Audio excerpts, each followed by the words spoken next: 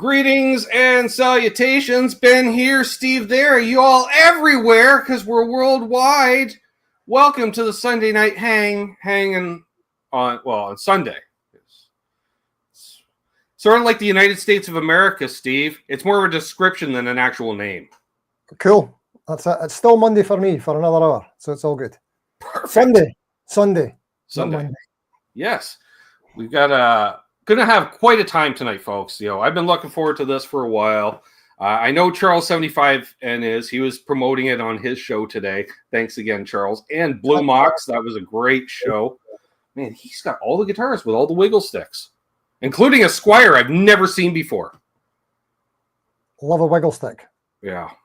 These were the locking style, so like professional wiggle sticks or something. I don't know. I look at them, I play with them once in a while, but I don't know what I'm doing. So, see, we got a bunch of people already in here. We've got Michael B, Dan Gorman, Charles 75N, Terry's 3Gs, Marcel LeBlanc, Jack Collins, Richard Clark, Dave Chase, Dastardly Dave. Well, that's all the Daves. Michael Krause, Hip Metalworks, BC Rich 581. Searching for Tone. Good to see Brian in here. I know that guy. I can say I'm going to blame Brian for me discovering you. Well, I'm going to blame him for me discovering you as well. I blame him for a lot of things, to be fair. Yeah, as one should. So, if you don't like this show tonight, or if you do like it, blame Brian at Searching for Tone, which you should check out his channel as well, folks. Just saying. We got Steve, Razor Rose. Steve's here. Steve. Mark Spurgeon, unfucking believable. Or unfrickin' believable, depending on who you talk to. Ferd Burfel, great to see Ferd. Peter Collins, hi all, one of Steve's crowd from the UK. Well, hopefully you'll become one of my crowd as well, my friend. Thanks for calling, mate. Who else we got here? Awan Nasir. I got a fruit fly just getting all up in my business. That's not fun. Who else do we have here? They're all talking. Oh, that's it. We're live. We're that. Boom. All right. That's the Steve Cassidy effect tonight. Shocking. 18 people thus far. Well, it isn't early. We'll see. Get more people joining in. Papa Blue. See, I know what it is. There's too much security at the door. They're all frisking people and, here being this and spread that. Oof, way too much. Just let them in, folks. It's a fun show. It could be that, or I just don't have that draw power, There you go. It's detrimental. It's happened before. Well, they're like, I can handle Steve or I can handle Ben, but no, it's too much together. That's it. It's a recipe for disaster. Yes. So I'm not going to steal Charles's question, his one question, because he wants to have you on as well. So I'm not going to ask how your guitar journey began. I won't do that. Instead, I'm going to ask, how did your YouTube journey begin? Well, I thought you were going to ask me how my guitar journey ends. I'm thinking with a broken string. Ding. Right now, it's over. YouTube journey. Right. Where do we start? I know where to start. I actually know where to start. I've told the story a couple of times, but I'll go again anyway. So it's like a three-pronged thing. Okay. Kind of two. So one is I play like in a cover band, wedding, pub band, whatever you want to call it. Sorry, I better slow down. I get a bit Scottish and fast in the live streams. I get a bit excited. Sometimes I need subtitles. I'm not going to lie, Steve, and that's being part of the Commonwealth and everything. But I love it. So far, so good. Keep me right if it's too fast or just incohesive. Right, here we go. So playing in the cover band, I started thinking I hadn't played in a band for a long time, and I just got back into it. Thought we should maybe do some social media type stuff. So I started filming some videos on my phone of the band. And I was editing them on like whatever Windows stock editor was called. Like Windows Media Editor or something like that. And I didn't know how to edit. It would basically just go like a little bit of this song, jump cut to this song, a little bit of this song, jump cut. Like it was you're giving away my entire channel as well. Not that I still shoot my demos on my phone that I've had for 6 years. Well, I only stopped that very recently. But yeah, so that's what I was doing. And then my bandmates were not too happy with it. I started a YouTube channel for the band. And I thought maybe we could do the Facebook and all that kind of stuff, and that'll help to promote, but my bandmates were Social not. media presence. Yeah, they weren't too happy with my efforts of editing and promotion, so I just kind of fell by the wayside. And then, around about the same time, I discovered these guitars. I'll show you. This isn't stock. I've kind of modded things. This is a brand that we get in Europe. I don't know if you get them in Canada yet, but these Jet guitars. Okay, I know of them. Yeah, I'm a big fan of Jet guitars. These have got great tuners. Anyway, I spotted that we have this other retailer in Europe called Bax Music. Don't know if you ever came across them. I haven't. No, I have. Through you. Through you. Oh, you have. There you go. Now give me 2 seconds. I need to grab a thing. I'm going to grab a prop. Okay. Ooh, props. I like props. I have props. And I noticed that these guitars, this brand here, this is Bax Music's house brand, Fazley, right? Oh yeah. I've heard of them. Not Fezley. Fezley is another brand. Okay, I've heard of them. All right. Fezley. So it turns out these were like identically spec'd, right, on the websites. And I was just too curious. I was like, what's going on? These look exactly the same. So I ended up buying one of each. And then I found out that they are the same. And then I got in touch with the companies. And then they're like, yeah, these are just the same factory, same team. They're made for for Bax, by Jet, blah, blah, blah. And I was wanting to know that. And I was like, why isn't that information out there? So I thought, I'm going to make a video about this. I'm going to make my own channel. And I'm going to learn how to edit videos. And I'm going to impress my Graham Campbell in the chat. I know Graham Campbell. He's my partner. I know Graham Campbell. There you go. It's my neighbour. So that's what happened, mate. I wanted to improve on video editing, and I wanted to get to the bottom of this Jet guitars / Fazley guitars mystery. And then the next thing you know, I'm making videos like all the time. The end. Perfect. I like that. How about you? What's your story? Okay. You want to get bored? So I was playing in a cover band. This sounds very familiar. Right? And for me, it was more from that punk rock DIY-ness of, all right, the band isn't really paying the bills. What are other ways to make money? Okay, so you have merch for the band. Previous band, I played original music before that. The cover band was to help offset the income of the original music, because originals pay even less than covers, as people know. So I joined a cover band to help pay the bills, and then so merch and this and that. I thought, well, if I do YouTube and I'm able to monetize it, maybe shoot demos of the gear I own and stuff. That's an idea. As this is mulling over, I discovered the YouTube Live community, we'll call it, which I always say YouTube, people use it 2 ways. They use it like Google, which is, hey, what does a tube screamer sound like? And you find a video of a guy playing a tube screamer. Google, boom. I might like the video. I might comment. I'm not subscribing. I'm not becoming your best friend. As opposed to this is more like Facebook, definitely social media. I've made more friends over the years in the chat. I don't talk to local people really anymore. It's really weird that way. If the internet goes down, I'm very isolated and lonely, basically. Yeah. It's none of my friends. Local people, you mean like real human interactions? Yes, like talking to people in 3 dimensions. Yeah, virtual people. Too. So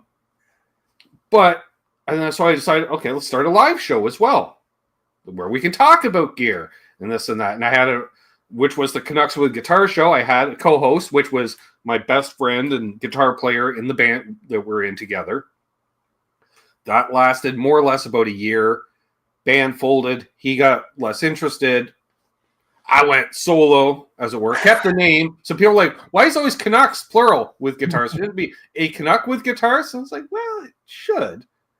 But we'll see, And which then led to being, like, I'm sure it's similar to you, like growing up, you'd read the various magazines and stuff. You're like, I'm not going to rub elbows with any of these people, or, the people that make this gear, where we're still in an age where the name on the product, you can actually meet the person whose name is on the product more often, with the exception of Orville Gibson and Leo Fender. Rest in peace, both. And so started interviewing some people, fellow YouTubers, members of the community, some people in the industry. then go to a NAMM show and also, that's like Disneyland. And I'm literally at the first day I was there, I'm watching Grover Jackson talk with Floyd Rose. And I went, well, that's the 80s right there. That's the 80s. That's it. You like get the phone out. You're like, yeah, and then literally just been living the dream ever since. Awesomes. Mm-hmm. That's it. And filming on your phone, yeah. I've been filming on my phone like the whole time as well. Yeah. Pretty much up until, well, I say the whole time. Maybe just almost a year ago, but I still don't have a real camera. I have a camera. I just have to get an SD card for the camera, but it also doesn't have the screen to flip around. Yeah. Be able to self-monitor and stuff. I try to keep it so I do use an external microphone on my phone when I shoot demos, but it's just that on a tripod. Found out that the sound deadening, that there isn't really good sound baffles on the walls in the lesson rooms that I use. They come off the walls. They're not secured, so I just prop them around to kind of close mic, make a little vocal booth thing with my phone. And then you grab a $2,000 Princeton amp that sounds amazing. So everything's going to sound good now, Steve. Perfect. That's it, yeah. So for me, like we were just talking about before we started, I'm a massive procrastinator. So anything that's a barrier to me making a video, I'm just not going to do it. So I wanted it to be like super duper uncomplicated. So I'm filming everything on this as well. Same as you, I had a mic I can attach to this so that the audio is burnt in. Because the thought of going into the editor and lining up the video with the audio, and it's just an extra step that I couldn't be bothered with. So phone all the way for me. Nice. Graham uses Camo software. I use iMovie. It's free. It came with the phone, basically. Nice. It came with the phone, but it was free. That's what I use. Pooh Ninja in the house. He's my favorite. Pooh Ninja, hello. He's famous. See, we're up to 34 people watching. See, there we go. They're just too early. It's like it's still daylight out for people. What's going on? Of course, this isn't your regular time, is it? This is like 2 hours earlier than normal. This is true. Yes. Okay. I'm going to blame the cat is thrown off upstairs. She's like, "What's going on? Why am I getting canned food this time of day?" It's like an eclipse or something. Yeah, pretty much. Yeah, she's confused. Good to see Richard Clark in the chat. Wow, they're all here. They're all turning up. Well, yes, if you have questions for either of us, you can at me, put some question marks out front. If you're a member, use the member milestone option, or stand out with Super Chat. That's always fun. Nice. Brian says Final Cut camera app is free, better quality. There you go. There you go.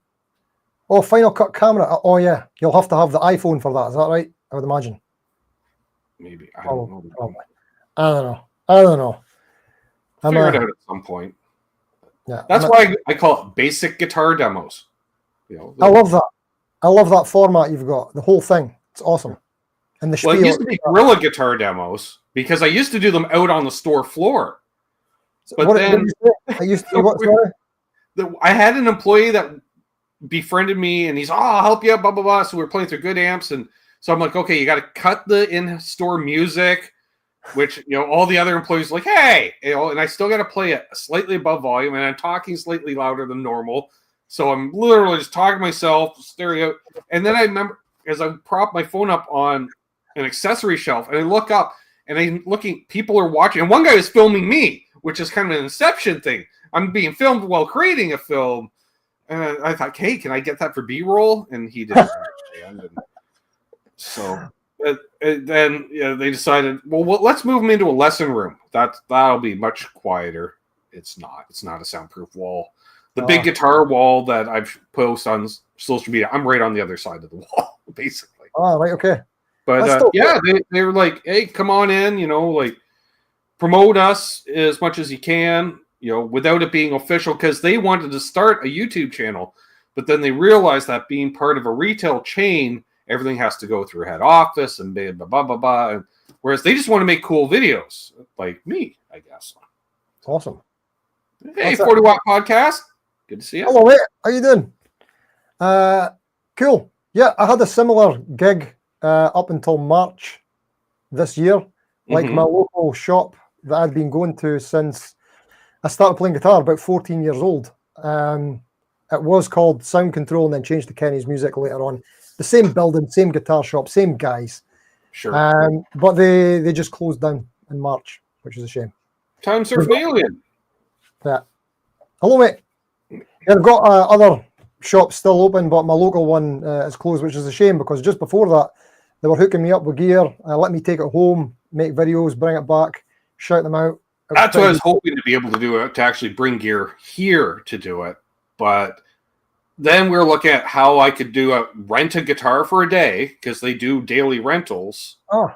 But be able to go back and forth and just swap that guitar out multiple times over the course of the day. But they're like, no, we'd have to then do a different invoice every time, blah, blah, blah. Like, how about an hourly rate? Because as I was saying, I don't live far. Yeah. Good shout. Hey, yeah, sister Amanda. What's up, sis? Still a good gig, I would suppose. Getting to go in the store, just get it all done there, come home, sorted. And it was funny because it was an employee that introduced me to the original manager there, who I'd known for years. And he's like, well, you do it at this other mom and pop store. Do you want to do some here as well? And I was like, all right. Because I always thought they were a corporation, an evil empire. I always called them jokingly and stuff. But turns out they're still a mom and pop. They're just a very successful mom and pop. Yeah. Because there's literally a Mr. Long and Mr. McQuaid. And up until recently, they were both still alive. I mean, I think it's a similar deal with Toeman as well. They are like the biggest mom and pop ever, if you would call that as well, because what's his name? The Toeman guy is still the head guy. Mr. Toeman, whatever his name is. Braxel says, anyone here have a Friedman Jose? I'm playing mine right now and still not use any overdrive or boost on it. No, Braxel, and I'm jealous because that's pretty much the best amp that's been made in the last ever. Other than actual Jose modded Marshalls. We'll just go with that. I might have an opportunity to play one of those very, very soon. But I don't think I'm allowed to say things. That sounds terrible, doesn't it? Sorry, I missed Amanda coming in. Hello. Hello, Ben's sibling. How do you do? You know, there was a time at an NAMM show, someone came up to me, oh, you're Amanda's brother. Really? Wow. Really? See, that was a weird one as well. I never made the connection because actually, what happened to the Toeman live streams? Toeman used to do live streams on a Monday every now and again. But I was on them all the time when I first started the channel. You know what we were saying earlier, doing the networking thing. Right. And Amanda was modding there. I didn't know you at the time. And she was also modding. I'd seen her modding some other places too. Mm-hmm. I was like, she must be a person to know. She mods the big stuffs. And then later on, discovering yourself and then seen her on one of your live streams. What's going on? What's going on? They're related, yeah. Yeah, she's kind of taken over for me in that respect. 5 years ago, I was modding 30 plus live streams. Wow. I'd say every couple of weeks. And then I've done it less because they've just done less live streaming. And then she's kind of taken over. It's funny. We're probably both mods for 30 channels, but there's very little crossover between channels where we're both moderators on the same channel. Well, that's interesting. Actually, my sister is a bit of a big time moderator over on is it TikTok or Instagram? Can't remember, one of the two, but yeah, nice. She's moderating often. And yeah, she's taken over what used to be my nickname, RJ gave me, and now Amanda's got it now. Ironically enough. That's awesome. Because it would just happen. I'd just show up in a chat and they're like, well, you know, like if you're going live for the first time type thing. And it's like, oh, you're going live. So I'll jump in your chat. And like, well, Ben moderates for this, you know, this person.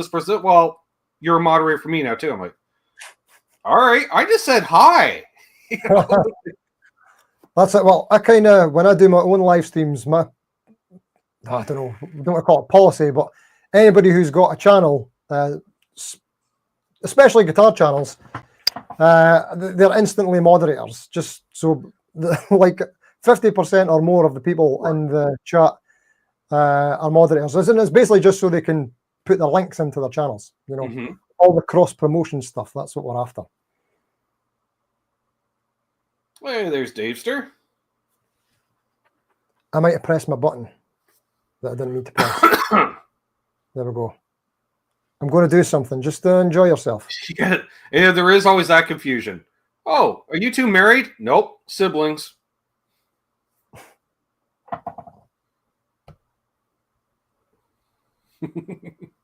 Sorry, I'm just fixing my weird camera. It does weird stuff. Come on. That's like a hand-operated camera. It is. It's I only got it recently, and it's annoying. Here we go. Now it can go up and be what is it they call it? The eyes in the top third of the screen. That's the rules, apparently. Right. Is that better? Nice. There we go. People still rolling up. We're up to 47 people watching. Nice. There we go. Is it happening? Should we do something to entertain the people? Do you know any TikTok dances? No. I'm too old and broken for that stuff. Yeah. I don't have a TikTok. I'm not sure what it is. Cramps says Ben and Matt actually run the guitar internet. Shh. Ah, I see. Big guitar. It's Ben and Amanda. Ooh, excuse me. So you've been putting out some very cool videos of guitar shops I would never normally get to see the inside of. Yeah. That was a bit of an accident, really. I was going to China because my partner's from China. We'd been together for like 3.5 years, going on 4, and I'd never met any of her family or anything like that because of the whole COVID thing. Sure. So that essentially became an option. So we were visiting over there, and I thought, while we're there, how about we check out some guitar shops? Because I like that kind of thing. That's my thing. So and I've always did that. Like anywhere I go on vacay, you say it vacay? Same. Anywhere, always a guitar shop. So like Orlando, George's Music. Yeah, anybody been? Yeah. Nice. Guitar Center. Yeah, anytime I'm anywhere, I'm always wanting to find the guitar shop. So when I was in China, I thought this might be cool. I'll put the camera on, do a wee walkthrough, and I did a few of them because there was this like street of guitar shops. There was like music shops. There was like 50 music shops all on this one street, both sides. Crazy stuff like Chinese traditional instruments next to like almost the Guitar Center type of place, and really cool little niche stores as well. So I thought I'll just have a wee walk through. And I didn't really say much, just put on some background music. Audio was terrible. Sure. And posted them up as kind of like not expecting anything to happen with them at all. And they're the 2 of them are like my biggest performing videos on the channel. So recently, you're not alone. You know what's better than walk around a guitar shop? Someone else film me it so I can watch from the comfort of my own home. Someone else walk around a guitar shop. That must be it. That must be it. So when I was in Spain recently, I thought, well, I'm not going to miss that opportunity. That was a great store. I know, that was such a cool store. This, like, I think is one of my favorites ever. And it's not. It was a decent store before you went in the nice room. Yes, I know. Yeah. Like, to really make it a great store, they could have taken literally probably 4 guitars out of the nice room and just put them out in that first room. You're like, yeah, this is a pretty nice shop. You know, and then like wide variety stuff I'd never seen, rare stuff. Yeah, Some of the stuff that you were asking questions, I'm like, oh yeah, that's low end, but that's vintage low end from America, well, by way of Japan. It's like, oh yeah. Yeah. That's what I loved about it. Like I was saying, when I went to China, I was slightly disappointed in that there was so much stuff that's basically the same as back home. Well, I think one of the titles was like, what's inside a Chinese guitar store really like, or something like that, or are they really that different? No. They're pretty much the same. But when I went to Spain, looking for the same stuff, basically. That's it.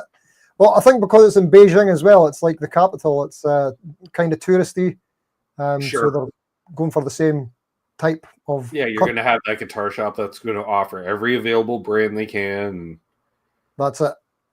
But are the prices flipped? Are the American guitars considered cheap imports, and they're cheap, but all the made in China stuff be domestic? Ooh, this is the high dollar stuff.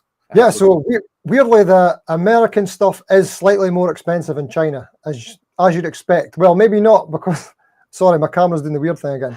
Wait, come here. Thank you. A lot of the comments I got on the China videos were because it's one of these ones where the net gets cast further. More people are watching it that wouldn't usually watch it, and there was quite a lot of fake chibs in. Everything in that store is fake, BS. It's counterfeit, all of them. But it's like the prices are more expensive in the shop than they are back home. Counterfeits would be because someone imported those, and exactly, yeah. And it's Beijing as well. I mean, yeah. There's a massive sort of fake counterfeit industry in China. There's no denying that. But it doesn't mean blanket everything in China is fake. Yeah. You know what I mean? But that was the vibe from there. But the Barcelona one, I thought there was a lot more interesting pieces in there than I seen in China. Yeah, I'd totally hang out at that shop. That's a place to loiter if I've ever seen. Like, oh, I would have a blast demoing guitars in there. I know that for like, 2 a week, okay. Yeah, I would love to have played some, but the only thing, well, a couple of things that put me off was I was short on time, and the second thing was the heat was just like I can feel the heat emanating.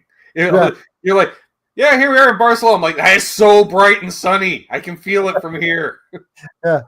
It was like a heat wave as well. I think that I was only there for 3 days, and the day we left, it was just about to hit 40. So I escaped just in time. My Scottish ginger. Yeah, Scots and 40 don't agree at all. Yeah, that's it. But it was cool. So yeah, that's my thing now. I mean, it's always been my thing as visiting guitar shops, but just chuck on the phone or the camera. Seems to do well. So I never thought I'd be a guitar shop tourist guy, but maybe that's partly what the channel is now. Who knows? Nothing wrong with that. Not at all. Yeah, Fun times. a few store tours as well. Who doesn't like touring? Especially used shops. If you can find a used shop, because you have no idea. Yeah. It could literally be anything in there. And those are the best. And so many shops that are struggling these days, the smaller operations, most of them are trying to go that way, getting more used gear. They can make more money on it for a start, their profit margins, because they don't do so well with the bigger brands. Yeah. True that. He says, what the hell time is it? I think my clock is slow. I brought my pencil. Well, yeah, see, guitar play, like I mentioned it last week that we're doing a special time. I put up community posts. I post over on the Patreon. I don't know what else I could do, folks. But yeah, it's sort of like every time, like as a musician, every time you hear someone's in a bad way over some, whether health issues or bills, well, let's do a benefit show. That's all we can think of. Benefit show. That's a good idea. I would have came on later, just so you know. I still would have came on at your usual time. But that was very kind of you to offer and think of my sleep. I get it. Well, I'm glad I did too, because it's hot upstairs. It's not as hot down here, so nice. I'm actually okay with being down here earlier than usual. Chilling out. That's what I like to hear. Because I don't want to be down here unless I'm on, because otherwise I'm just heating up this area. So then by the time I need to, it's not kidding. There's Blue Mox. Good to see it. Blue Mox everywhere. No, he was on with Chat with Charles today. It was a great show. Yeah, that Squire that looked like an Ibanez S series. That's the easiest way to describe the body. Oh, I know. I need Made that. in Korea Squire too, with a fancy headstock and set neck too, I think. Oh no, it's not one of the fancy Showmasters, is it? Oh, I don't know. Because that's something I'm kind of working on just now, as a wee Showmaster project. Sorry, I missed Charles 75N as well. I love watching his interviews and hangouts, but I missed it today because it was my mother's birthday. Sorry about that. Well, it will be, but we're out for a birthday today. There you go. Graham says, I'm only an hour away from Steve, and I'm still shocked that you're on so early. I try. What's up, Kush? Well, fun fact, early days on the channel, because I used to have random weekdays off my last day job. And so I would do a daytime show. It was like 3 p.m. my time, so 8 p.m. for you. And it was like British friends or European-based friends and stuff, like Andy the Guitar Geek had come on, Henning Pauly, Mike Bradley, of course, rest in peace, China Guitar Skeptic, China Mike, love China Mike. Yeah. I never knew China Mike. I kind of discovered his channel far too late, and I'd heard he'd passed as well. Yeah, it's a shame, because Henning's 42 Gear Street, I got to go last year, and because China Mike's, he's attended a few of them, at least 2 of them. He still kind of has like a place there. They kind of still have him on the roster of people that attend, which is really cool. Well, yeah, because he'd be wearing that 42 Gear Street shirt all the time on his live streams and videos. And I was lucky he came over here for one NAMM show, the last one, NAMM 2020, that I had attended. And fortunately, one of the reasons I went, because it's not an easy trip for me either, because North America's big, Steve. It's big. It takes a while to get across, and but it was cool. I got to hang with him and such right from the night before the pre-NAMM party at Gibson through. That's where I saw him first. First, I was like, "Wow, you're really tall." And then we may have got kind of sloshed together at the Hilton afterwards. Awesome. So that's it. Was he hanging around the Chipson booth? They didn't have a booth yet. I don't think. No, the Chipson people were walking around with just T-shirts at that time. I was actually joking. I didn't think there would be a booth at all. So no, there was, because there's a Chipson USA. Oh, really? Social media presence, we'll call it, and they were walking around handing out Chipson shirts. Oh, nice. So I was like, sure. What's up, Trev? But no, I was late to China Mike's stuff, so yeah, missed out. But the content's still there, and I later found out as well that he's a massive Nuno fan too, which is that's all good in my book, you know. That Nuno starter kit at the Barcelona store. Yeah, have you seen that before? No, I am a casual Nuno fan, but I was just like, oh, that's bad. I'm like, I've never seen that. I've seen Squire, I've seen Epiphone, I've never seen a Washburn set up like that. Yeah, well, I mean, not just the Nuno thing, but even just a Washburn starter kit. Yeah, great. That's pretty cool. I just actually got this back today from my sister. This was mine, my Washburn N2. It's not the fancy one. It's the N2. It doesn't have the Stevens, unfortunately. But I remember I got it really cheap. And you might notice we've got a wee decal there. I got the signage from the man. Yeah, I got it signed from the man. In fact, I'll show you something really embarrassing in a second. Hold on. Okay. I'll show you Fat Steve. Sorry, Fatter Steve. That's okay. I was much thinner when I started my channel. Nice. Oops, there we go. That's Fat Steve. No, that's Nuno. That's Fat Steve. That's Nuno. Could you get any more legitimate than that? There it is. The pen is in the hand. Yeah. Hey, Quentin. Guitar Talk Universe in the house. Oh, wait.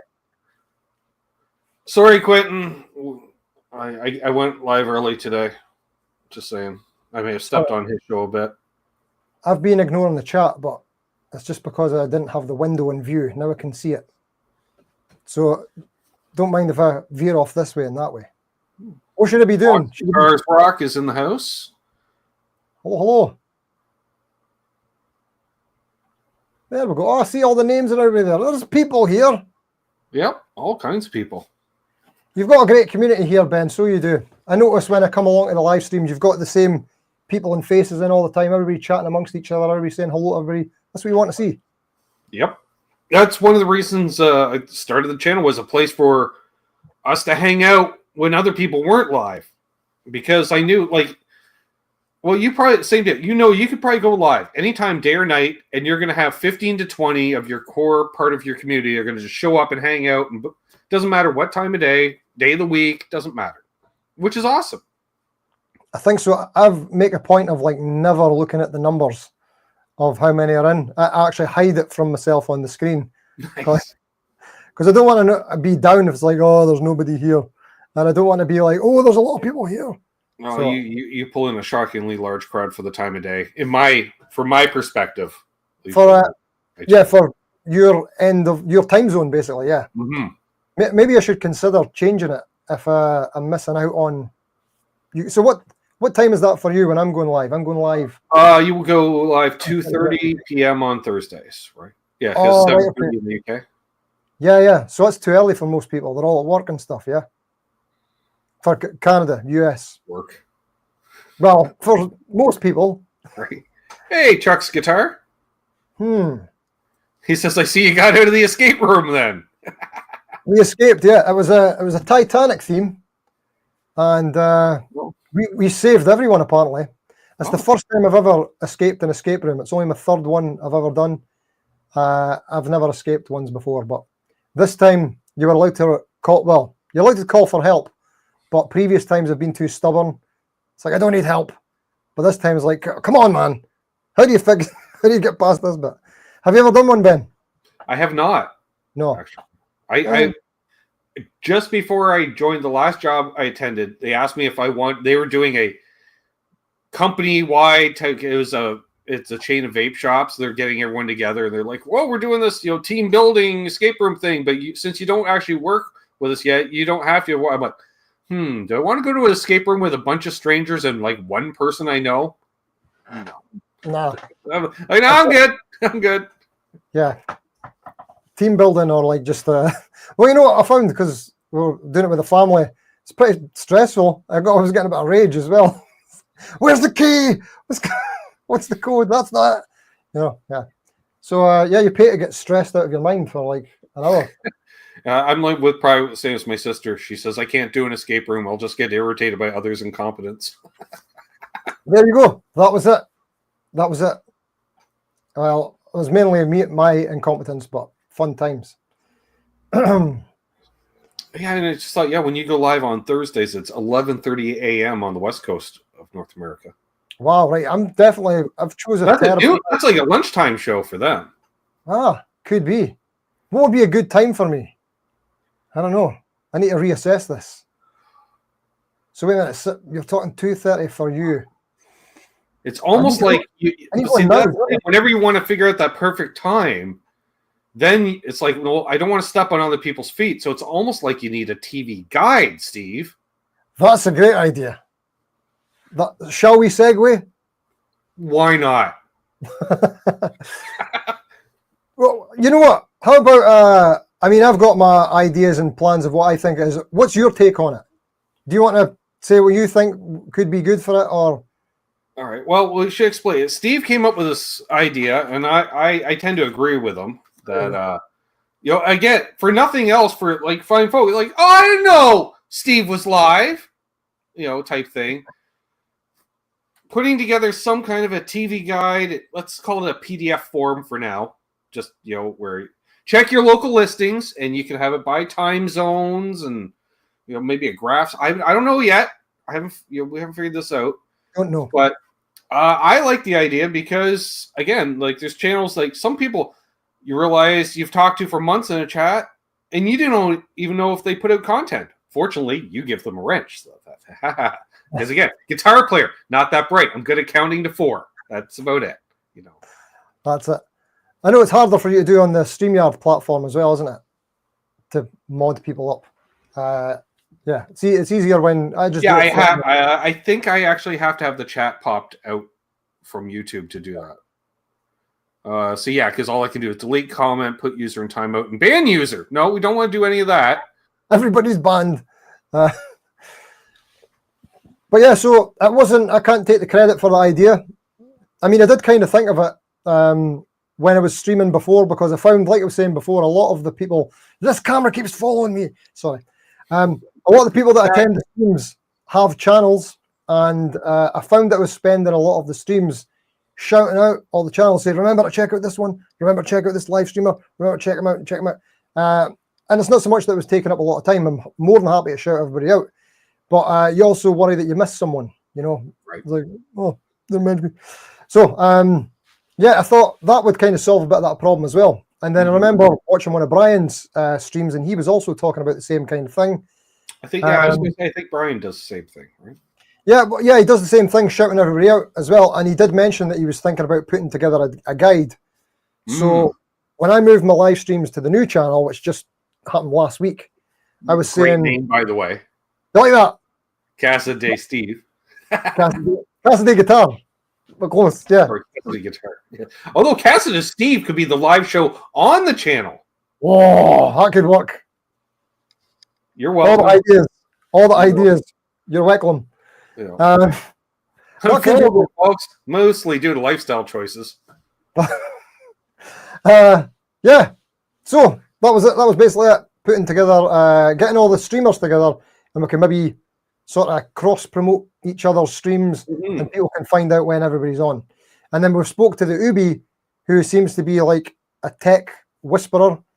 And I was originally thinking PDFs, and then it makes more sense. What he's thinking is like apps and websites and things like that. It's just like professional. Oof. Yeah, that's like digitals. I don't know. Hey, Jim. It's okay, Jim. But it's like I'm if we could run off tubes, I'd be happy. That's how I am when it comes to this digital stuff. I barely understand it. Although I used to do tech support on it 20 years ago. It's crazy enough. But I've forgotten that knowledge and replaced it with rock and roll in the last 20 years. Nice. That's it. Well, I mean, IT knowledge gets out of date very fast, doesn't it? Yeah. So, pretty much, yeah. 20 years is a lifetime for IT. So there is that, and there's only so much storage space, as it were. Bruce! Right. There's Mr. BHB Jr. himself, legend. That was something I found recently. I took a long hiatus from playing in bands, like long. And then a few years ago when I got back into it, I was like, right, how many songs are in your set? They're like, oh yeah, like 40, 50 songs. Like, oh, okay, no problem. That's like a week's work. What's up, Ben? Learning all the songs, 40, 50 songs. That's not the case. The 40-year-old brain only has space for 4 songs at a time. The 3 you learned yesterday, there's only like, no, that's not the right maths. But you know what I mean? Yeah. If you learn a new song, I know. It goes me on a Monday. I'm thinking, I can't think of anything to play. And I'm thinking, I've played in multiple bands where we had 5 full sets of material. And there was no crossover. So that's at least 10 hours of music up here somewhere. And if I can unlock it once, well, I did last week. I played a song from a band that I played in 10 years ago. And I was like, wow, I haven't played that since I left that band. So nice. It's funny. I mean, nothing can make you forget how to play songs and guitar more than when you have to play something. If someone asks you to play something. Right. Yeah. It's like saying to a comedian, say something funny. What? Yeah. That's it. Or as soon as you're in a guitar shop trying out a guitar, it's like, what do I play?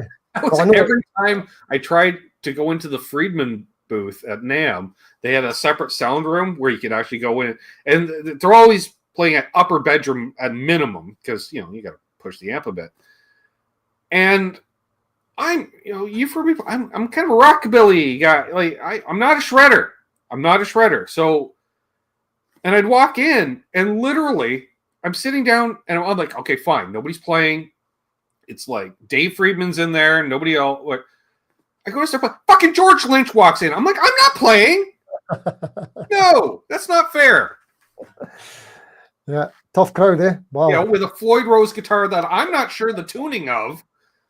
No, that's it. Maybe just like turn a tuner, pretend you're a guitar tech, just leave. I should have said to him, "Here, can you play this so I can tell if I like this amp?" Nice.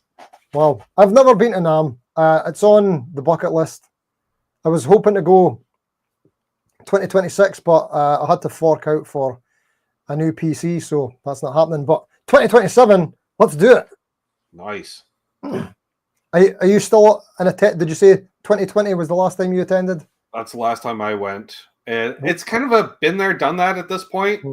Yeah.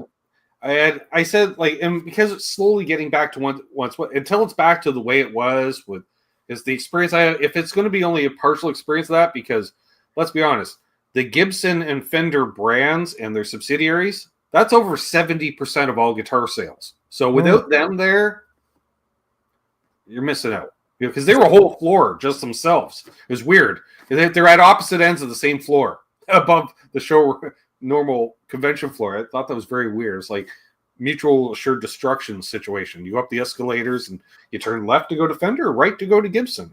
Oh, okay. Well, they're not both back this year, but different. Like it was closed doors or something. Graham asks, is there a Canadian NAMM? There used to be. It was called MIAC. I don't know what that stands for. but it stood for a thing. And then that kind of transitioned to Cosmo Music, which was a large music store in the greater Toronto area. They put on kind of a NAMM Sweetwater Gear Fest, which basically put out a big pavilion tent, have a bunch of booths set up of the various brands that they carried, which was really cool because I got to meet Dave Friedman there a couple of times, because you always meet Dave. He never remembers you, and I don't expect him to remember me. Robert Keeley, got to meet him there. That was really cool and hang out because Steve, this is the crazy. So it's the first time I ever go to one of these events, and the first thing I noticed is all the booths had Tone King amps, and I'm like, those are boutique amps, so everything's going to sound awesome. And I've heard of Keeley pedals. At that time, the D&M drive had just been released. This was 2018. And so I walk into the Keeley booth. I'm like, I'm going to try that D&M drive. And there was a Duesenberg guitar there. And I'm like, ooh, Mike Campbell plays one of those. Joe Walsh. Ooh. So immediately, not caring, grab it, into the Tone King, start playing, turn on the pedal. Oh, this is awesome. I'm playing. And then I'm hearing knobs being twisted. And I thought it was my best friend that was with me, co-host of Connects with Guitars at the time, twisted knobs. I look over and it's Robert Keeley twisted knobs. And I just about pooped a little. I'm not going to lie. And he's like, no, keep playing. I was like, oh, man, this is awesome.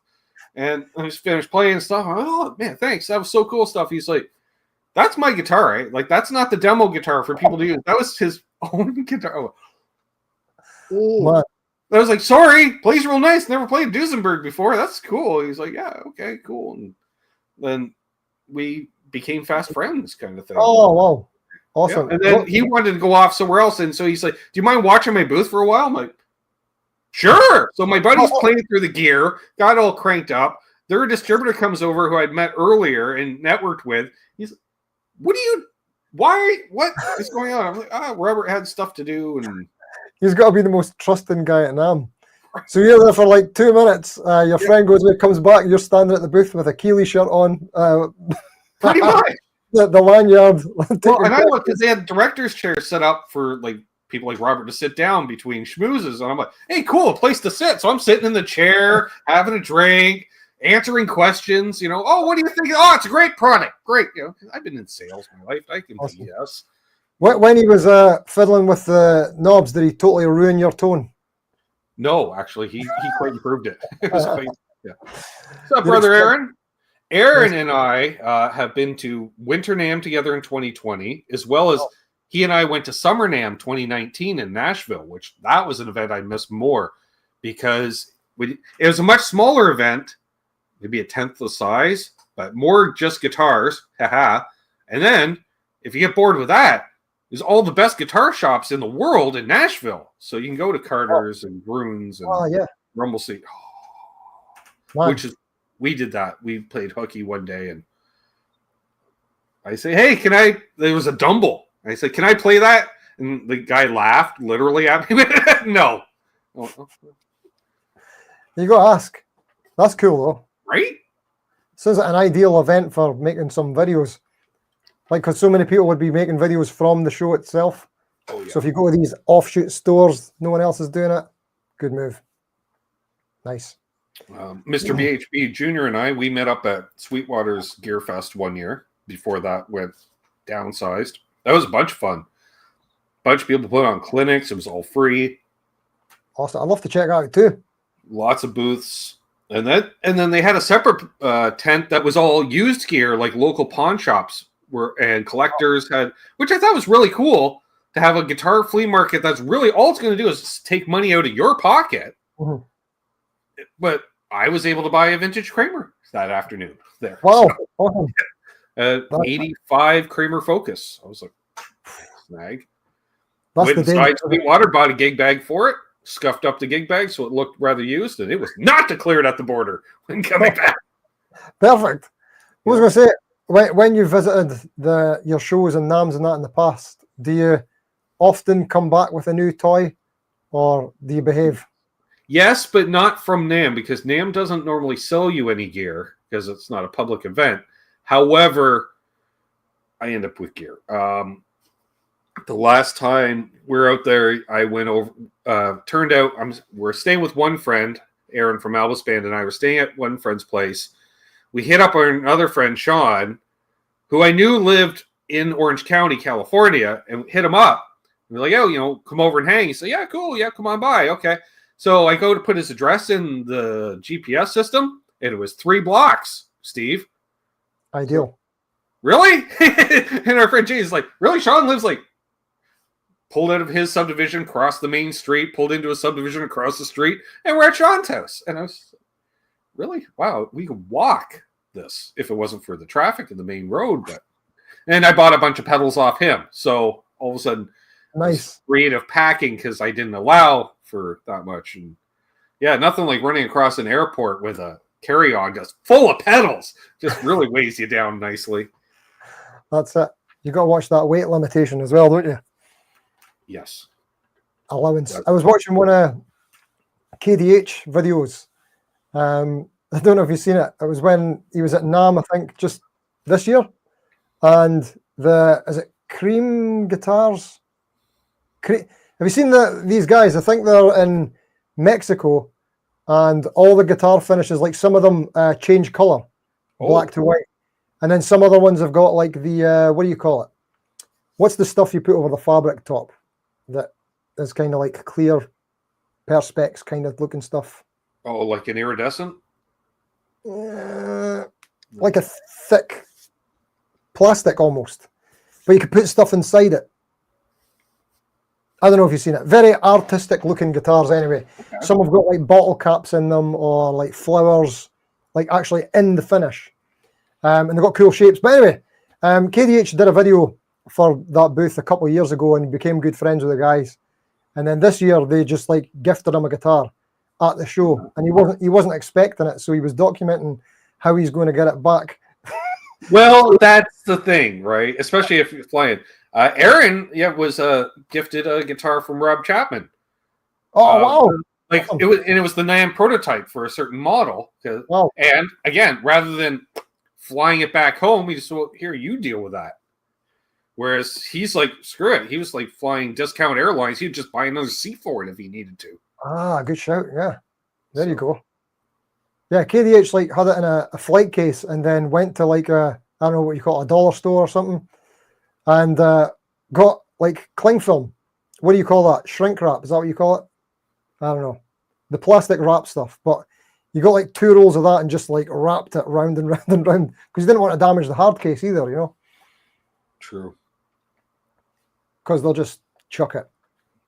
And I was thinking, actually, the first year I went out to California, I ended up with a bunch of pedals because we went to a guitar show one day instead of going to the NAMM show. It was the Orange County Guitar Show, which all gear, if it doesn't end up in Nashville, apparently ends up in Southern California because each vendor had more quality stuff than you would see in any store within 3 hours of here, and that includes Toronto.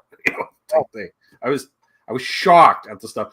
And people were like, oh, yeah, I guess Norm and Joe Bonamassa here picked the place clean yesterday. I'm like, pick the place clean? Are you kidding me? And I picked up like 3 or 4 pedals that day. Nice. Great. There you go. Pedals are a perfect thing to buy, aren't they, if you're traveling? It's small enough. It's like 1 or 2. There you go. Even mini pedals are even better. If you're right, traveling with a spare pair of shoes, pedals fit in shoes, folks. You don't have the boxes. I'm just saying. Good shout. However, I will say, Steve, had a bit of an issue with American Customs going through the X-rays when you travel with several sets of pickups. I thought you were going to say with the pedals and the shoes, because you don't wear the shoes with the pedals in them. That's going to set off. No. But if you notice a pickup under X-ray looks like something with the coils winding and this and that. That they were, hey, what's this? And I'm like, guitar pickups? They're like, what? Guitar pickups? Oh, okay. I was like, what do they look like? Well, usually a bunch of wire wrapped around I'm like, okay. No, I'm not that bright. Did they want to look? They did. They did, okay. And then after a while, they just because they're like long hair, leather jacket, rock shirt. The perfect crime. And I was about the 100th guy headed to NAMM that day too, because all points lead through the Toronto airport to get to California or Vancouver. It's one or the other. And I did see several people I knew at the airport, and they're like, "Where are you going?" I'm like, "NAMM show." I'm like, "Orange County, Anaheim, California," because I'm just like, "NAMM show." And they're like, "Oh, just fucking go." Whatever. And then the next guy in your party has got a pick guard in his case. Next guy's got a neck. You're going to get there and assemble this guitar in full. Right. All the assembly required. That's it. Sorry, I need to keep doing this weird camera follow thing. It's driving me crazy. It's every time I go to wave, which I do a lot. That's the thing that makes it track me. You can. I need to stop waving. But then you're not a social, right? That's right. Then I need to invent a new wave that isn't offensive. Well, I don't know. We'll leave it at that. One that's not digitally detected somehow. Yeah, well, buy this thing or turn it off. That's the easiest thing to do. Well, there is that. Right. Here's a question for you, Ben. All right. Have you got like a couple? I won't make you pick one. That's too hard. A couple like bucket list guitars that you've never had that you'd love to have one day, or have you had everything you've ever wanted? Oh no, there's still a list. There's definitely a list. Can we get a couple? Right now, ironically enough, top of the list is just a Gibson Les Paul Standard. Right. Like a new one or old one, or don't care? I want used. I'm not paying new price. There's no point. I'd rather get, because that's what you probably noticed used gear now, because everybody owns 20 guitars. None of them really get used that hard. So it's not like back in the day with the old covered in buckle rash and scratched up and chips out of the headstock. Those days, unless it's vintage, you're not dealing with that. So that's a good point. You know, something as fortunately, Long McQuaid carries a lot of used gear because a lot of people will trade in like their Gibson USA for a custom shop or so. Ideally, I'd like to find a custom shop for a Gibson USA price, but you know, that's the fantasy. Have you got like probably a Jazz Master of some kind? Because I realized the middle position on a Jazz Master does that thing that no other guitar does, and I'm like, great, now I need that. Because it was some stupid video. You want to sound like The Cure? I'm like, not really, but I'll watch. And then they're playing all your favorite Cure riffs, and then everyone is the middle position of a Jazz Master. I'm like, well, I guess I need, because I got all this, and none of them can do that, so now I need that. Great, nice. You know. Yeah, I find myself more drawn to guitars these days that do something different. Been exploring that a bit. Quite fancy something with mini humbuckers soon. Never had that. Ooh. See, my first electric was a Les Paul with mini humbuckers. Ah, nice. An early 70s Les Paul Deluxe, which weighed, I think, a tenth my body weight. I'm pretty sure. I was so happy when I bought my Strat, not for tone, but because it weighed half as much, I think. Yeah, that's it. So comfortable. Yeah, because I was the guy that worked my tail off all through high school, so I had both a Les Paul and a Strat. Be like, oh, you're the rich kid. I'm like, no, I owe a lot of money right now, and I bought these used, and that's what you need. Because that's all I want to do is play guitar in high school. Same here. I hear you. So your Les Paul on the bucket list, has that got to be? Have you got a particular finish in mind or color that you like? Don't care. Either a tobacco burst or a cherry burst. But they both have to be done right. The problem is, Steve, I want to say it was March of last year, I played a Murphy Lab for the first time. Oh. That was a dumb thing. Because it ruined me for all Les Paul-shaped objects for about 3 months. Because I remember literally a couple weeks later, dumping another custom shop going, this is a piece of junk. Like, this is just an Epiphone. It was just that much better. And it was literally, as soon as the guy handed it to me, I put my hand around the neck, and the weight, we weighed at 7.4 pounds, and there was no weight relief. Wow. You know, Les Paul. Amazing. What was it made of? I don't know, fairy dust and unicorn horns. It doesn't sound like the mahogany maple recipe, does it? It was, but it was the most light because they get the select of the select, right? Like custom shop over Gibson USA, but Murphy Lab gets first dibs on all the wood. So you tell they chose super light, super. The burst actually looks different than any other burst. So there's that. It's because they do it right. The pickup sounded better than anything I'd. The fretwork, everything, but it was also on sale for $10,000. Bargain. Right. So I'll take 2. Yeah, and the sad thing is, I was like, worth it. Yeah. It is literally because the difference between like a Gibson USA to a custom shop, like an R9, I felt the difference. And I couldn't tell you, again, tangibly what it is, but there is a difference. It was that same difference again. Like, I didn't know we could level up again with these things. Yeah, I had the same experience when I went down to buy a Taylor acoustic. I didn't actually buy one, but I was like, okay, is these price jumps in series actually legit? Are they legit? I tried them all. I was like, yeah.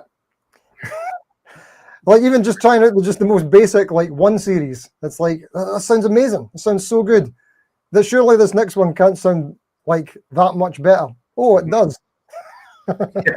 That's me with Martins. Like I was playing, like all their dreadnoughts, and then you grab an actual D28, and as soon as you start recording, that's the sound. Because, and I'm fortunate. I have a vintage Martin, and where it's literally a Brazilian rosewood side and back, and you strum it, you're like, that's the sound of like all the albums in the 70s. There's Led Zeppelin, Pink Floyd, Neil Young. It's all right there, tone for tone. Awesome. That's it.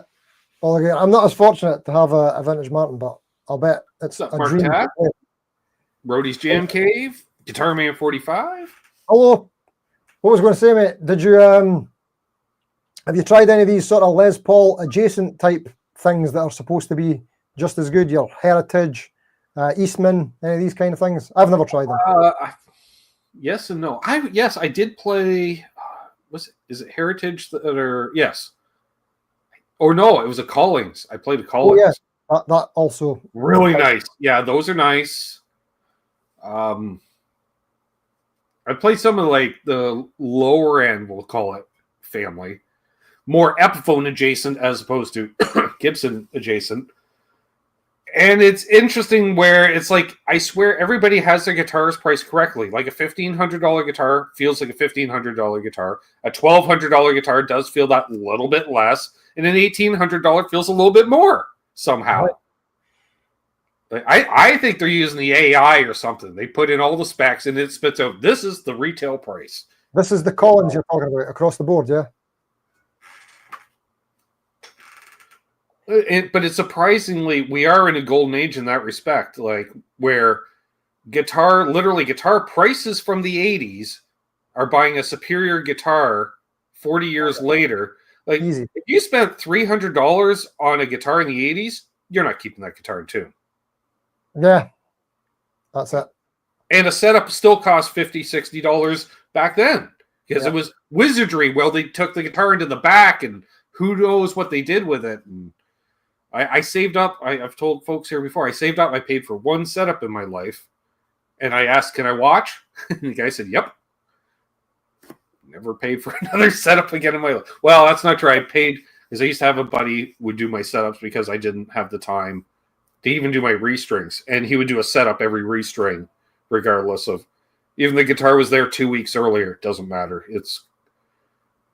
But that was when I was playing out full time. And it was weird. I didn't have any gear at home. I had gear at various places, rehearsal spaces, storage spaces, friends' houses even, but none at home.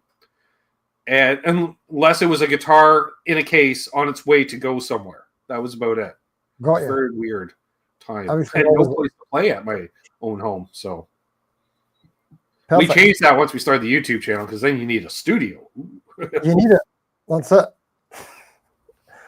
Perfect. I can't remember what I was going to ask you. It's gone. Sorry. Jim, you're right. Yeah, most guitar players had one, maybe two guitars back in the 80s. Now everybody's a collector. That's it. A lot of that, of course, to do with prices and availability, choices. I don't think we want to become collectors. It's just some things are hard to resist. That's true. Yeah. Like, it's funny. So last year, I went to look at an Epiphone Firebird, and I came home with an RG. That happens. Right? You just like basically had guitar money in your hand. Kind of. And Right. ironically, it was an Ibanez that I had demoed years ago at another store when it was new, and it had been traded and used at Long McQuaid, and it was there, and I was like, well, what can we do on this price? Because used gear, there's some wiggle room, and we worked out a deal. And I went, well, I guess I'm taking this home. One that got away, you got to have it. Yep. Do you still have it? Now I have a green Sparkle RG, which I kind of bond with it, but the pickups are lacking. That's the problem. So you still have it? I do. That worked out perfect then. Awesome. But it may get traded in towards the Les Paul at some point too. Because I was thinking, as a YouTuber, just taking in, here's a pile of guitars. What will you give me for all these? Boom. Okay. Seen Phil McKnight do one of those before. It's a great video. Yeah. And why not? I used to do that with pedals. I just keep bringing more. And I did that with a buddy who traded for this Marshall amp. I was trading him a Gretsch guitar with a case and a pedal. And he's like, I don't know. So I just add another pedal to the deal. And then another pedal. He's like, you're just going to keep adding pedals till I say yes. You're right. Yeah. Just like another 20 or another 50, whatever. Right. And he's like, how many of these pedals did you buy? Like, none. They were all sent for demos. I thought so. Are they all the same pedal? Pretty much. Well, same company, a lot of them. He's like, I'm seeing a theme here. I'm like, I bet you are. The exact same model. Nice. Yeah, I've got a problem just now. I definitely need to thin the herd, as they say. What's up, Bonkers? Bonkers is a great name. Got all of that. Phil Sequeira in the house as well. Hello, mate. Mm-hmm. See, I can read the chat too sometimes. Big old crowd in here. Easily distracted. Have people arrived? Is it getting on to almost your normal time now? That must be what it is. Well, normal hour from now. Still an hour, yeah. Yeah, Unbelievable says, I went in for a pedal, walked out with Les Paul. Wow, that's a good deal. Yeah. Yes, Mark, started the show at 6 tonight. I had put out a few posts and mentioned it last week as well.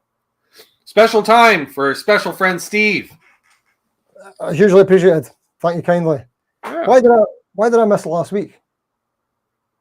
I missed your live last week, did I? Or was it there? I can't remember. Yeah, I did a live show. Unfortunately, we didn't quite confirm the guests, so literally at the start time, he's like, "Oh, I can't make it." So as the show, I put on a long intro, and fortunately had like Charles and Symmetry jump on and did a group hang show. So. I was there. I remember checking in just before. So next week, folks, we do have Simon Hosford coming on at normal time for me. Him, I think it's 10 a.m. Monday morning for him in Melbourne. So nice one. Yeah, part of the International Cavalcade of Stars continue. We'll go with that. Excellent. You're going global. Mm-hmm. That's the way to do it, mate. People from all over. So, how long have you been doing this then, Ben? The Canucks with guitars or Sunday hangs? Started January of 2018. Nice. And did you notice a big increase over the lockdown time? Yes and no. It was weird because I was also putting out less content around that time as well. Right. For a variety of reasons. And so, yes and no, there was a bit of a lull. Like I did have a nice trajectory the first couple of years, and then it did kind of level up, but then a lot of people were getting into guitar again during that time. So then it did kind of ramp up, and last year was fairly big. This year it's kind of tailed off. So I think we're all kind of noticing that this year. Yeah. But hey, what can you do? Still growing, but just, not at the same rate as I was. That's it, yeah. As long as we're not decreasing, we shouldn't complain, really, yeah. Exactly. Which been doing that. But I think it's a lot harder to start a channel now than it was when I started, too. Because I think YouTube would promote, especially small shows with live streams. Like, I had a lot of people coming into my chat that I was not seeing in other people's chats, for instance. So I know okay, that's organic. That's me and YouTube doing that. That's not, a shout out from my friend Steve during his show or something. Which there was a lot of that as well. Which now it's all just word of mouth. Unless I get a shout out, usually not a lot of people are finding the live streams. Yeah. Weird. It's a funny one. What's up, Coombs? Sorry, I seen something there. What did I see? Phil Sequeira. He's saying thanks for the evening chat. What a nice laddie he is. Just for coming, mate. Yeah, good times. I love the live streams, so I do. When I started doing the live streams, I'd already been doing YouTube for about a year, I think. Mm-hmm. And all the other channels I was watching, like Budget Guitar Show, John Robson, the NAMM, a lot of the UK guys, they were making videos and doing live streams. So I just thought, okay, that's what you do. You're supposed to do live streams. I didn't know why I was doing live streams. I thought it's something you do. So I was doing live streams. But I noticed you get some carryover between the two, but like most of my subscribers these days are coming from my demos, but they don't show up. They're not showing up in the live chat. Yeah, it's kind of like different community, isn't it? Yeah, completely a Google versus Facebook again. And so I do both to try to grow from both sides. Yeah, that's it. That's a funny one. That's kind of why I started the second channel as well. Like Jim, he found the channel when I had about 50 subs, and it was me and Richie in the basement drinking beers, doing Canucks with guitars. That's it. That's all you need. What more do you need? Beers and guitars. Yeah, and it's weird that way too, Graham. Yeah, they'll start doing that. Yeah, I've been noticing that too, Graham. Like getting views on older vids recently. It's weird. Exactly. I used to, during my lunch break at the vape shop, I'd do a short live stream because I had a guitar rig set up in the office because it wasn't a very busy shop. So I could be 20 minutes, half an hour between customers. So I was like, I'm bringing a guitar and an amp, which started out as just a PV Viper and a guitar. Nice. And that was enough. And then I'm like, no. And then I brought in a regular, some solid state amp with a mini pedal board. And then it got to the point where I was keeping my gigging amp in the office more because I was working 6 days a week with basically my live rig, pedal board, and amp in the office with whatever guitar. Stage lights. Almost, yeah. Smoke machine, a lot. Fun. Perfect. That sounds like a good gig you had there. Like your work, day job thing. Take a guitar. Can't complain. Which was pretty cool. They didn't mind because they got some advertising because they had a big logo on the wall behind me, which didn't hurt. And they knew when I started there that I was a gigging musician. So, like, literally, she would do the schedule monthly and be like, all right, what gigs do you have coming up? That's really cool. That was very considerate of her. that was another thing, how I started the channel as well. Or not why I started the channel, but just something I decided on early on. Because I kind of teach guitar for my day job, and I used to teach it in the evenings all the time as well. I thought the guitar channel thing is like not teaching. Don't want to do any teaching. I just want to hang out, talk, chat guitars, have fun, bit of escapism from the day job kind of thing. So, yeah, fun and games. I like it. Kind of fell in love with teaching a bit. I hear it. Yeah, when it starts to feel too much like work. Like I've done some teaching as well.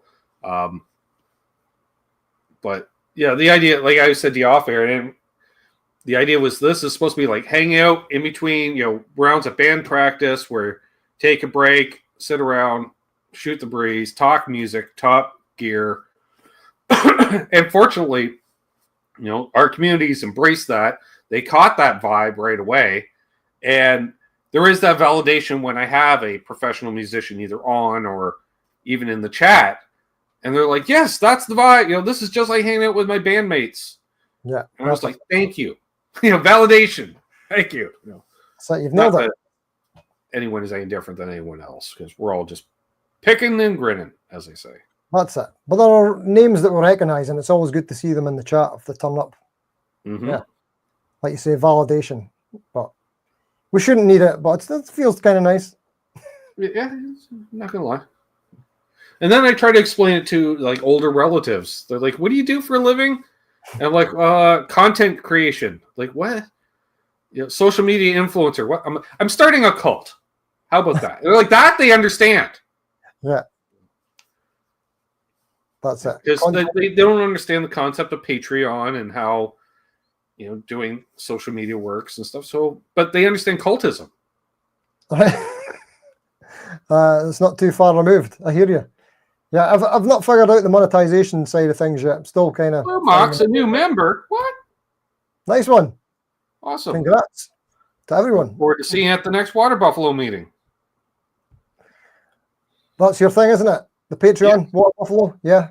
Well, we stole. Where would he steal? Oh, from the Flintstones, the Loyal Order of Water Buffaloes. Got you.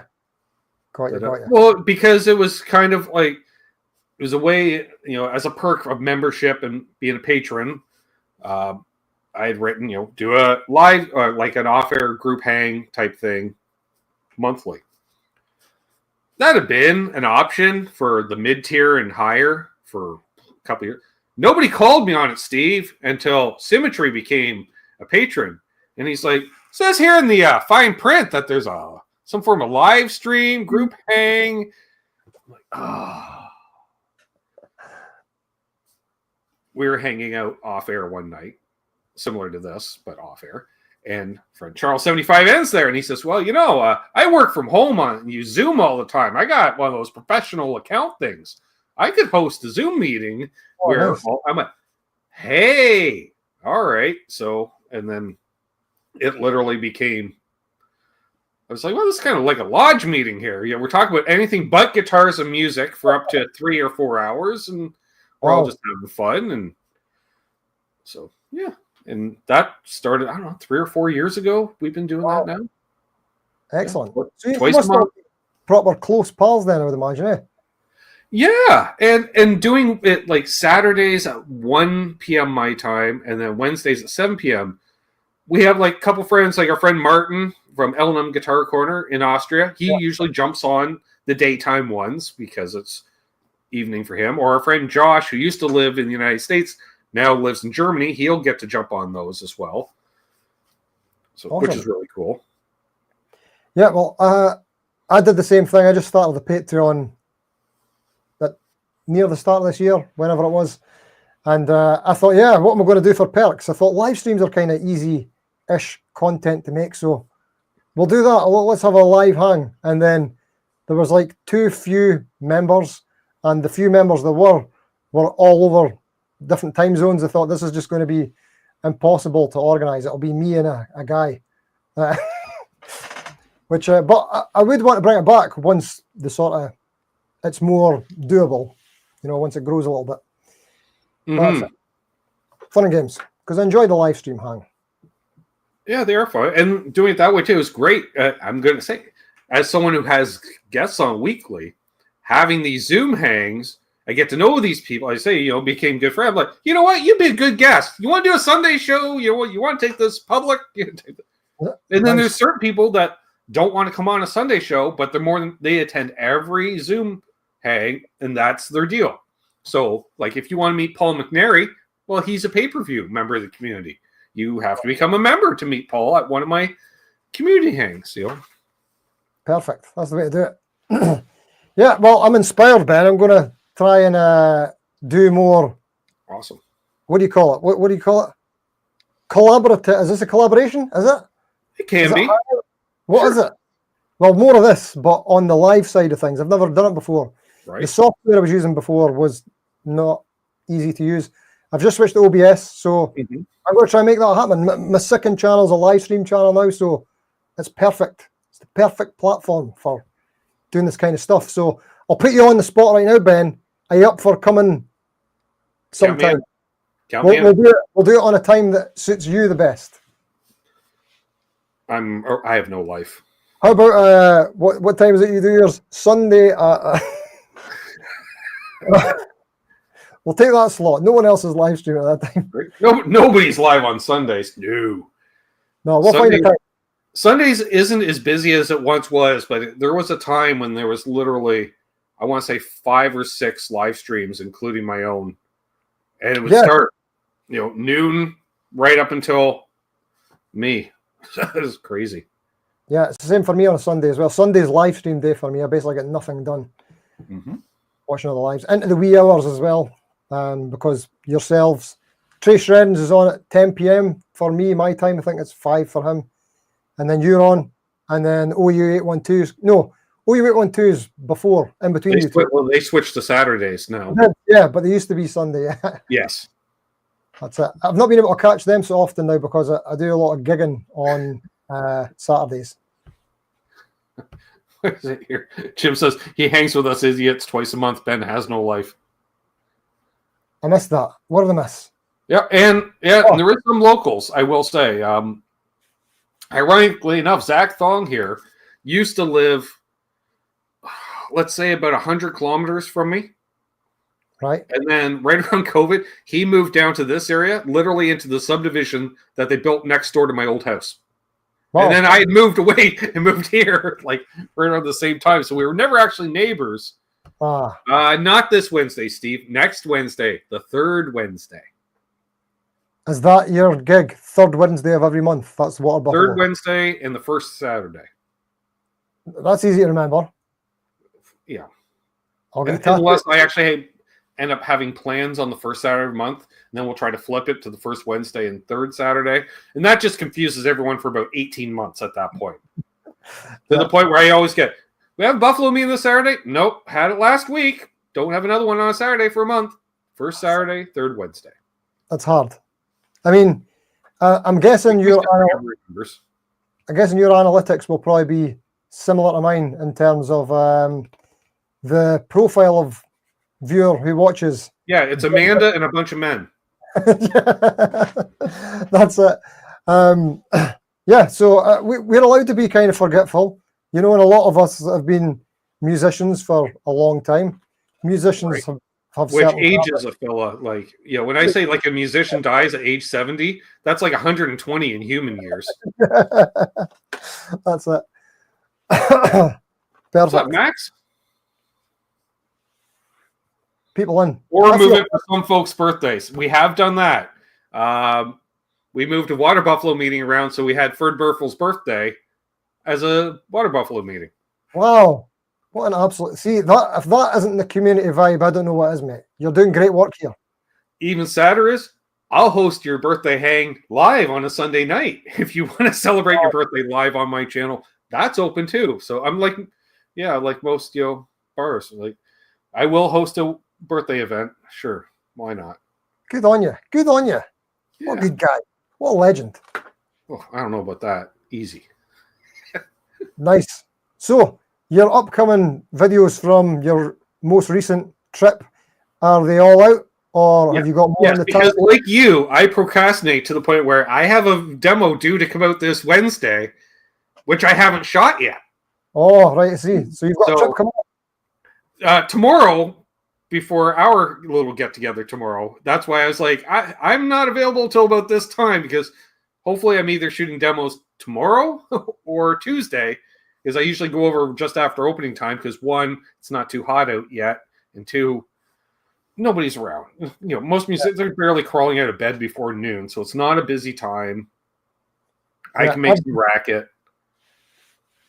That's what you want. It is funny because I get asked more questions than the employees half the time, because to walk around in khakis and shirts and ties, and then they see the guy with a ponytail and a Motorhead shirt. They're like, you must work here. I'm like, you think I would, but I don't. Well, but they're like, what do you know about this guitar? I'm like, I know everything about that guitar. What do you need to? That's kind of my job, but not here, job.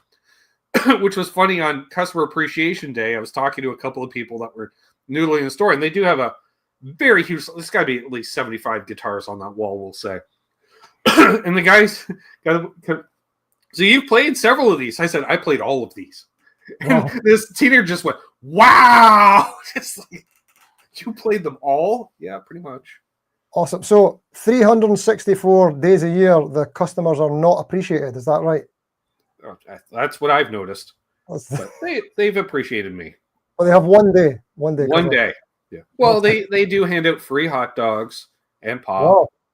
And crisps. Not chips, but crisps. Oh, nice. Thank you, mate. And then they'll have live music as well. And then give away stuff like, I don't know, I got kazoos, frisbees. Bottle opener. it's always handy to have a 335 shaped bottle opener. And you've still got it handy. That's perfect. I have one upstairs on the fridge too. I mean, if that's not appreciating your customers, then yo-yos. They gave out branded yo-yos this year. Oh. Yeah. And they're like, do you want all this swag? I'm like, I will take it all. What I don't want, I will give to my niece because I'm the cool uncle that gives out frisbees and beach balls. Your niece got nothing, correct? Sitting there with a yo-yo. Yes. Two of them at once. Well, ironically, she just got into yo-yos recently, and I used to be quite the yo-yo aficionado, so I made a point of, here. She's like, oh, wow. That's it. Passing on the Wooden torch. yo-yo? Yeah. Some lawnmower tapes. So have you got, from your trip to tomorrow, have you got anything in mind that you're eyeing, or is that a spoiler? If I remember to demo it, there's a orange sparkle Gretsch I've had my eye on. Yes. Other than that, it's apparently Fender month, so hopefully they didn't sell off all the new Fenders. So Nice. I don't know. I don't know about Fender month, so I take it that means that that's going to be YouTube for the next month as well. Probably, yeah. Well, hard to say.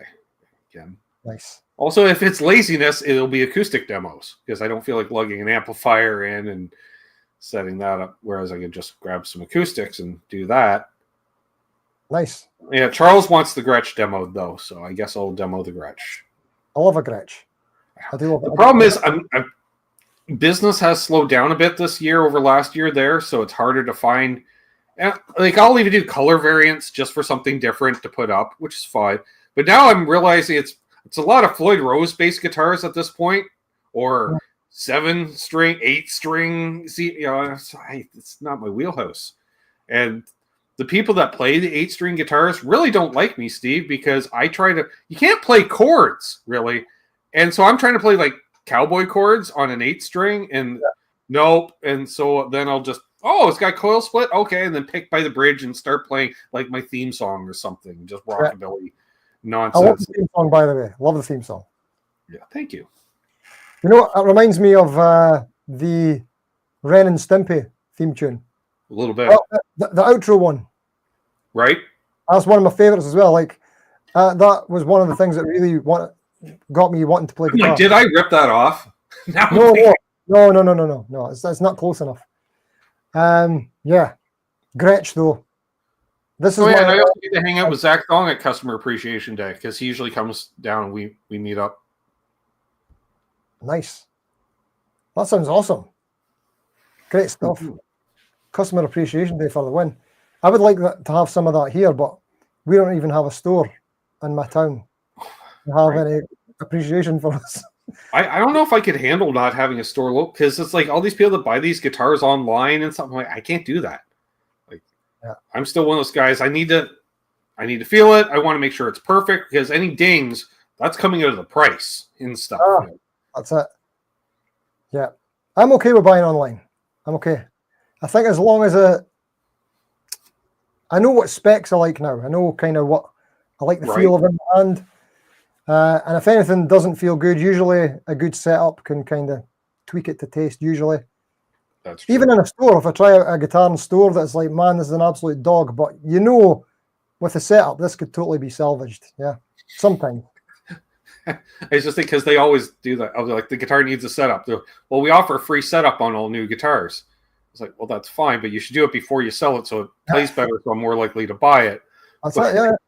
I did a demo on a guitar, and I didn't realize that the guitar had been traded in by an employee just prior, right? And so I go in the next time, shoot some demos. He goes, so, saw that demo you did that go down. I said, oh, yeah? He says, yeah, you said it needed a setup. I said, oh, yeah?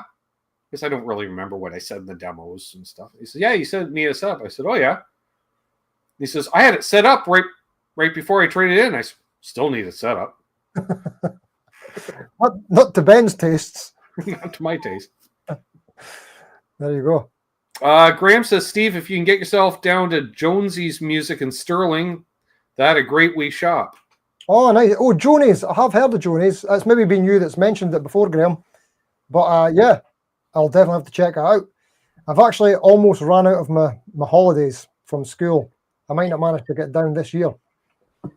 Because after not next week, but the week after, it's off to Germany for the 42 Gear Street. Oh, yeah. And then in September, it's Guitar Summit. And then October, it's China again. So it's busy, busy, busy. Nice. And then in between all that, I'm back at school. So, yeah, and gigs and stuff. Thanks again, Terry, for putting the links to Steve's stuff in the chat there. Thank you. We'll end with the one more question from Michael Krause. Where in Scotland are you? Dundee. That's right. The 4th largest city in Scotland. How's that for a flex? Yeah. Nice. But the flex is that it's apparently the sunniest city in Scotland, which is not a massive brag. That's a pretty low bar, is it not? It certainly is.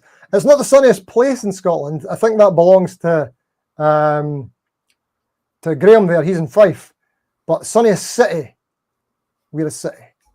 Okay. So we get it. I'm going down here again. Sorry. Come on.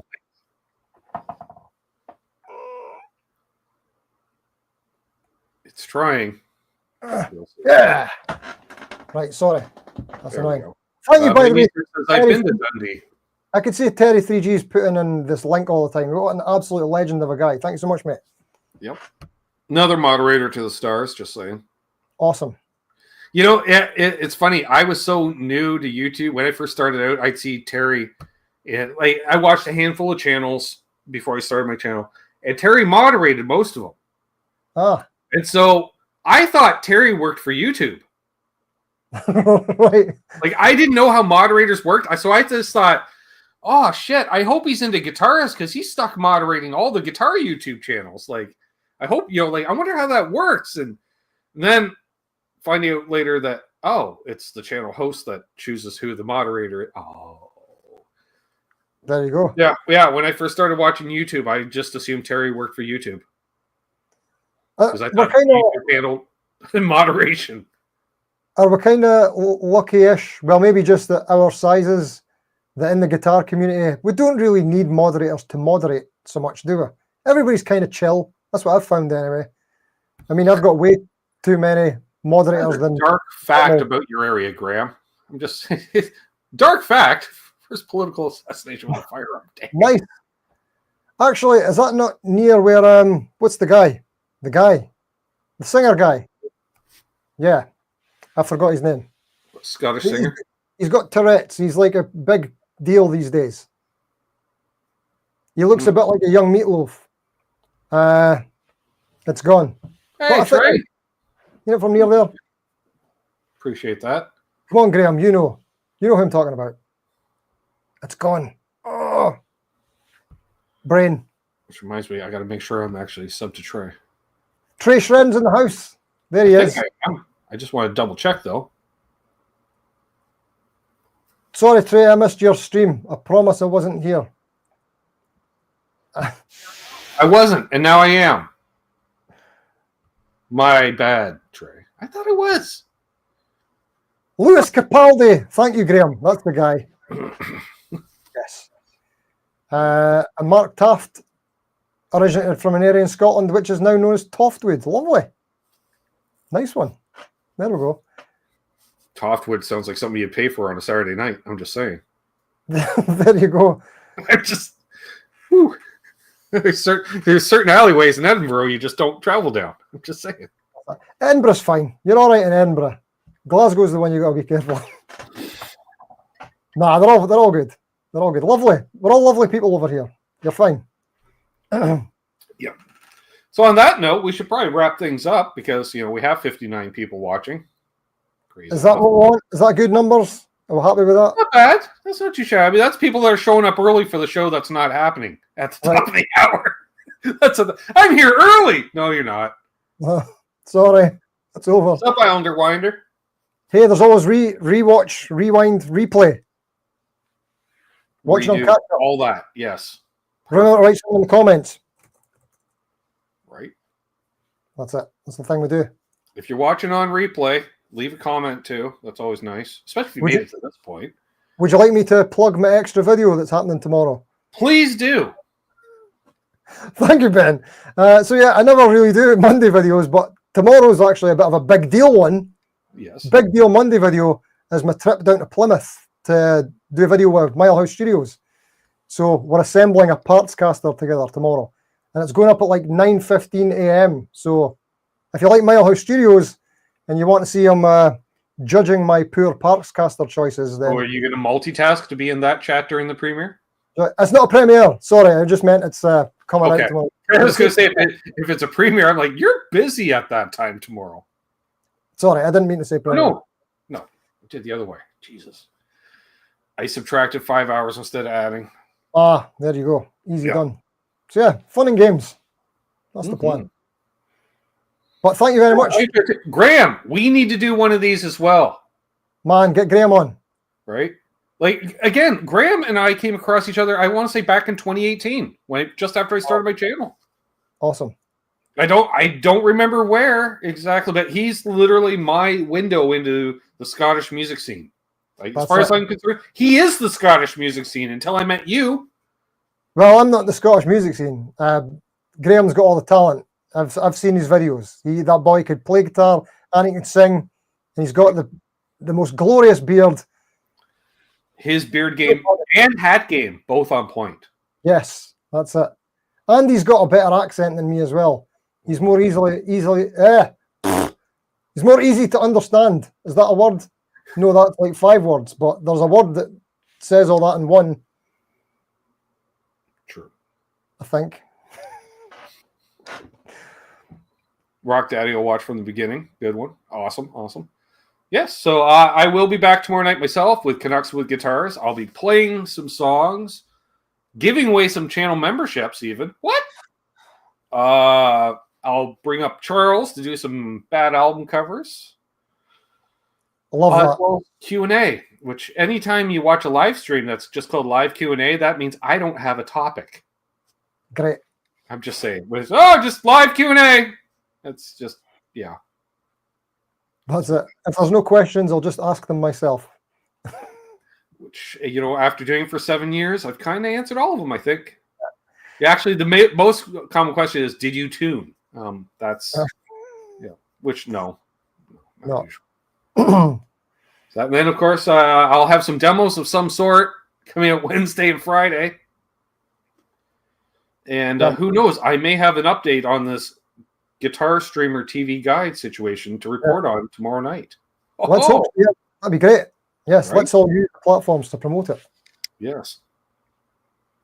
All good, Trey. Same deal. We'll call this mutual face palming. Ow, that was a little too hard. All right, well, that's fine. Easy done. A little concussion never hurt nobody.